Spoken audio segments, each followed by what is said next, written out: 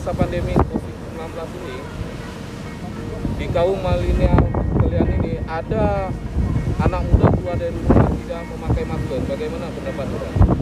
Ya, pendapat kami sebagai kaum milenial dimanapun berada, keluar dimanapun, pergi kemana aja harus tetap menggunakan masker. Sekarang kan COVID sudah banyak di Indonesia, jadi kita harus menggunakan protokol kesehatan. Bagaimana pendapat yang lain? Setuju nggak? Setuju, sangat setuju. Mantap. Kami, komunitas Rasul Victim, mendukung gerakan Ayo Pakai Masker.